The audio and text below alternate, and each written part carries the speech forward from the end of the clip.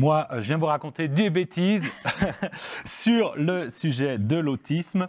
J'y connais absolument rien. Du coup, j'ai appelé un copain qui est psychologue. Il m'a tout de suite dit, alors écoute, le spectre de l'autisme, il est extrêmement large. On ne comprend pas très bien d'où ça vient et on ne sait pas très bien comment le soigner. Eh ben putain, il a bien fait de faire 12 ans d'études. Il maîtrise bien son sujet. Il m'a quand même donné une explication. Il m'a dit une caractéristique des personnes qui sont sur le spectre de l'autisme, en général, c'est qu'ils peuvent être abruptement honnêtes. Oui, c'est vrai, vous confirmez? Ah oui. Et il m'a donné un exemple. Un jour, une femme a demandé à son mari, qui a des troubles du spectre de l'autisme, s'il l'aimait et s'il était heureux avec elle. Et du tac au tac, il lui a répondu « Oui, pour moi, tu es une Peugeot et ça me va. » En gros, si elle était une voiture, elle serait une Peugeot. Hein, c'est pas le grand luxe, mais on peut se déplacer avec, ça fait le job. Et lui, ça lui allait. Il aurait pu dire une Fiat, hein, il aurait pu dire une Renault, c'est un tout petit peu plus de panache, mais une Peugeot, c'est un petit peu violent quand même. J'imagine cette femme ce soir-là, se regardant dans le miroir après s'être brossé les dents et se dire à elle-même « Mathilde, tu as 45 ans et aujourd'hui tu viens d'apprendre que tu es une Peugeot. » Oui, ben moi j'ai été une belle grosse banane une fois. C'est pas mal non plus.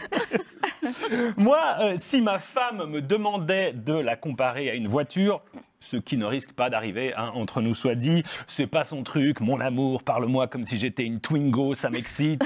Non, ça n'arrivera pas. Mais si elle le faisait, je lui dirais évidemment tout de suite, mon amour, tu es une Ferrari, mais sans l'empreinte carbone, une Ferrari, mais familiale, parce que tu es la meilleure maman du monde.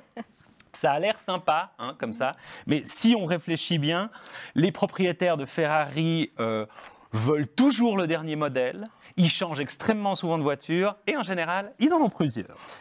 Faites-en les déductions que vous voulez. Non, mais c'est parce qu'en fait, je suis un flatteur professionnel, hein, un hypocrite de carrière. Comme comédien, c'est très important. Si on veut travailler, il faut flatter, il faut mentir tout le temps. Hein. Par exemple, regardez, ça se voit pas, mais Katharina et moi, on se déteste. On se déteste. Tous les mois, elle me donne un sujet pour ma chronique plus compliqué que le mois précédent. Aujourd'hui, on parle d'autisme. Au rythme où ça va, le mois prochain, on parlera du travail des enfants dans les mines de diamants. Et moi, de mon côté, chaque mois, je lui rappelle que si son émission était sur la RTS, elle pourrait avoir Thomas Wiesel comme chroniqueur. C'est faux, Katharina, je t'adore. Tu es une Skoda. C'est super. Merci.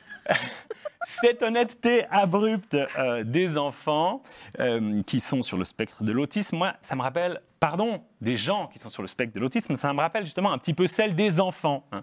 Et ma nièce qui a dit l'autre jour à ma mère qui rentrait de chez le coiffeur, « Grand-maman, pourquoi c'est moche tes cheveux ?» Ça nous est tous arrivé, il me semble, avec un enfant. Hein. Moi, je pense d'ailleurs que ça pourrait faire du bien à tout le monde de faire une fois par année un autisme check. S'asseoir en face d'une personne qui est sur le spectre autistique et lui demander « Qu'est-ce que tu penses de ma vie ?» Du coup, à ce moment-là, elle nous répondrait sans détour ce qu'elle pense vraiment de notre existence. Je pense que pas mal d'entre nous apprendraient qu'ils sont des Peugeot, voire des TGV SNCF en grève, mais ça permettrait d'aller de l'avant. Voilà.